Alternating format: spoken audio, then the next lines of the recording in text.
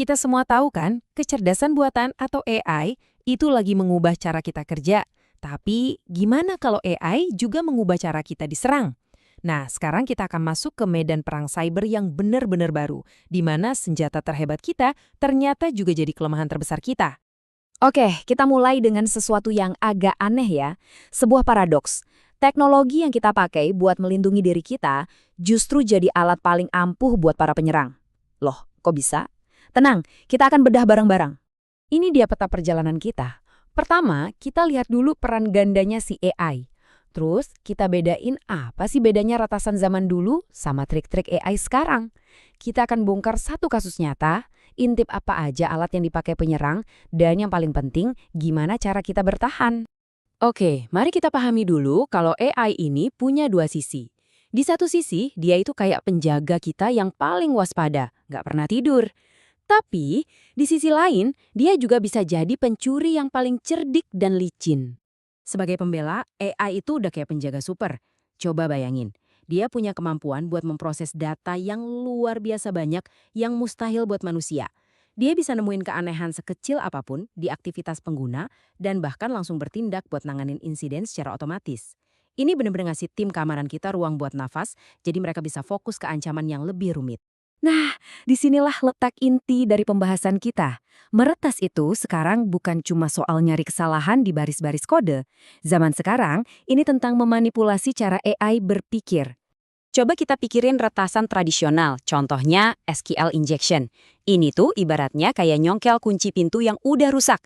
Kita masukin kunci yang salah, dalam hal ini data yang dibuat khusus, dan karena logika kodenya itu kaku dan bisa ditebak, ya pintunya kebuka. Serangan kayak gini targetnya adalah kelemahan di cara kode ngolah data.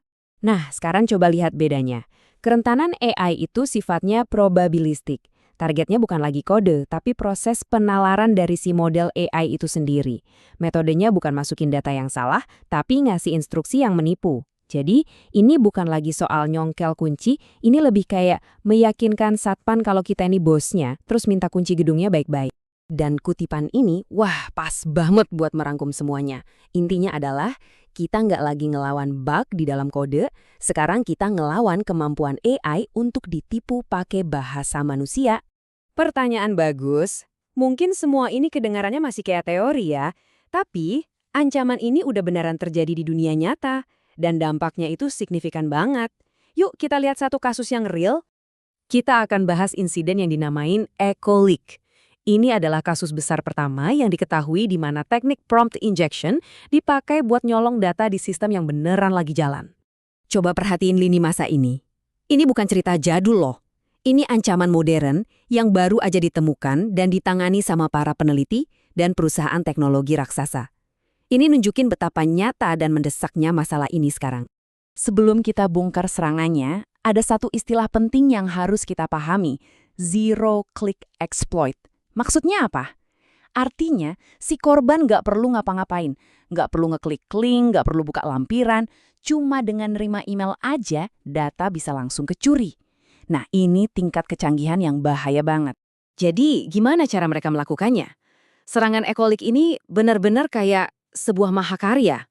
Pertama, mereka bikin email dengan instruksi tersembunyi buat ngakalin filter AI-nya Microsoft. Kedua, mereka pakai format link yang nggak biasa buat nyembunyiin alamat jahatnya. Ketiga, link itu disamarkan jadi gambar yang otomatis coba di-load sama aplikasi email kita.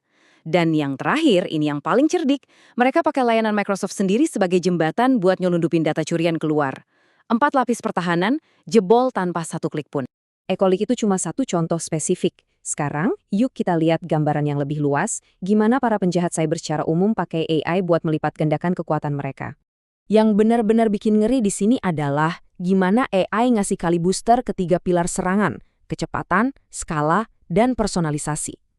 Kampanye yang dulunya butuh berhari-hari buat disiapin, sekarang bisa jalan cuma dalam hitungan jam. Malware bisa ganti-ganti wujud terus-menerus, dan email phishing bisa dibikin personal banget buat tiap target, jadi jauh lebih meyakinkan. Dan ini dia senjata-senjata barunya. Coba bayangin, kita dapat email dari bos yang gaya bahasanya mirip banget sama aslinya. Atau dapat telepon dari manajer keuangan yang suaranya persis sama minta transfer dana darurat. AI juga bisa secara otomatis nyari celah keamanan di perusahaan kita atau bikin malware yang terus berubah bentuk. Ini level ancaman yang jauh lebih canggih. Oke, tadi kita udah ngomongin yang serem-serem. Sekarang saatnya kita bahas solusinya. Gimana cara kita membangun pertahanan di era yang baru ini? Anehnya, salah satu pertahanan terbaik kita justru datang dari prinsip keamanan yang udah tua banget. Principle of least privilege. Idenya simple. Jangan kasih akses apapun yang nggak bener-bener dibutuhin. Kalau sebuah AI nggak perlu akses ke file sensitif buat ngerjain tugasnya, ya udah, jangan dikasih izin sama sekali.